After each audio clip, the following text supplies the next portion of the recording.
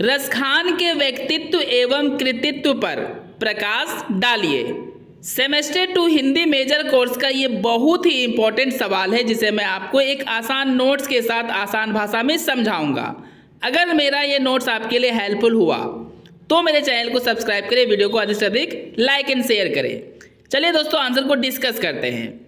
हिंदी भाषा में जितने भी मुसलमान कवि हुए उनमें रसखान जी का स्थान काफ़ी महत्वपूर्ण है। रसखान जी का पूरा नाम सैयद इब्राहिम रसखान है। इनका जन्म लगभग 1548 ईस्वी में अफगानिस्तान के काबुल में हुआ था तथा मृत्यु लगभग 80 वर्ष की उम्र में 1628 ईस्वी में वृंदावन में हो गया। वृंदावन में इनकी मृत्यु होने का कारण था दोस्तों क्योंकि ये अपने लाइफ का यानी जीवन का अधिक से अधिक समय वृंदावन में ही रहकर बिताए थे और अंतिम सांस भी इन्होंने वृंदावन में ही लिया था। रसखान कृष्ण भक्त मुस्लिम कवि थे, यानी मुस्लिम होते हुए भी रसखान जी कृष्ण के भक्त थे। इनके गुरु का नाम विट्ठल नाथ था तथा इनको रस की खान के नाम से भी जाना जाता है, यानी रसखान को रस की खान नामक नाम से भी जाना जाता है। भक्ति रस और श्रृंगार रस दोनों प्रकार के रचनाएं रसखान करते थे।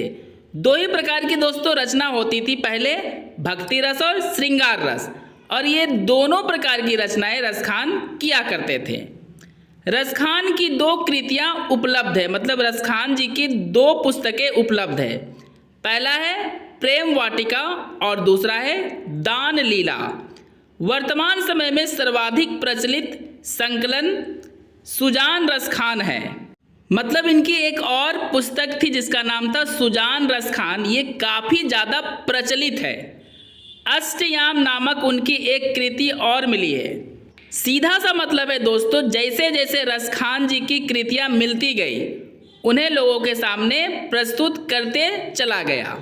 अब आपको पैराग्राफ चेंज कर लेना है। रसखान ने प्रेम वाटिका में राधा और कृष्ण को मालिन और माली मानकर उनके गहरे और अटूट प्रेम का वर्णन किए हैं। मतलब दोस्तों रसखान जी का मानना है कि राधा और कृष्ण एक फुलवाड़ी के मालिन और माली है जो प्रेम रूपी फुलवाड़ी का ख्याल रखते हैं। इस रचना में उन्होंने लगभग 53 दोहे लिखे हैं। दान लीला केवल 11 दोहे की ही छोटी सी कृति है जिसमें राधा कृष्ण संवाद है। मतलब दान लीला में जो 11 दोहे का वर्णन इन्होंने किया है, इसमें केवल और केवल राधा और कृष्ण के बीच होने वाले बातों का ही वर्णन किए हैं। रसखान ने ब्रज भाषा में सफलतापूर्वक कृष्ण के रूप से आकर्षित होकर, मतलब कृष्ण के सुंदरता से आकर्षित होकर राधा और गोपियाँ जो कृष्ण से मिलने के लिए बेचैन थी, मतलब दोस्तों कृष्ण के सुंदरता पे मोहित होकर राधा और राधा की सखियाँ यानी गोपियाँ कृष्ण से मिलने के लिए काफ़ी बेचैन थी। उनके मन की दुख भरी भावना का वर्णन किए हैं। अब दुख भरी भावना इसलिए किए हैं दोस्तों क्योंकि कृष्ण शायद ही राधा और गोपियों से मिलने आते थे और उनसे मिलने के वियोग में राधा और गोपियाँ दुखी रहती थी। चलिए रसखान के एक पद को डिस्कस करते हैं।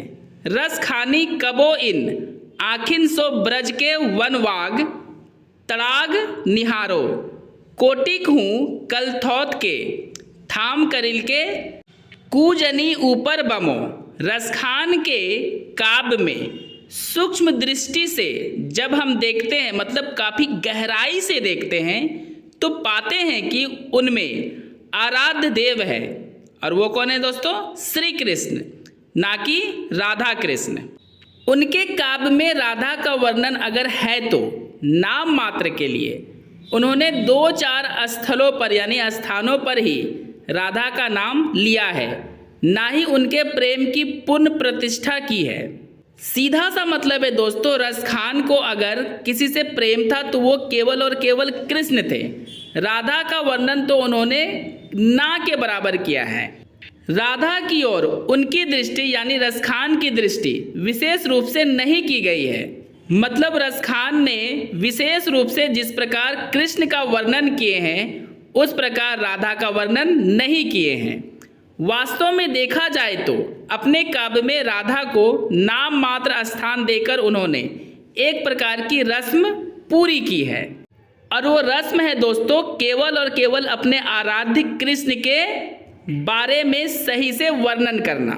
दोस्तों मेरा ये नोट्स अगर आपके लिए हेल्पफुल हुआ है तो मेरे चैनल को सब्सक्राइब करें, वीडियो को अधिक से अधिक लाइक एंड शेयर करें। आपको पैराग्राफ चेंज कर लेना है और लिखना है, संक्षेप में हम यह कह सकते हैं कि रसखान कृष्ण भक्त मुस्लिम कवि थे। रसखान ने भक्ति रस और श्रृंगार रस दोनों प्रकार की कविताओं की रचना किए हैं। रसखान ने अपनी कविताओं में राधा कृष्ण के प्रेम का काफ़ी अच्छे से वर्णन किए हैं।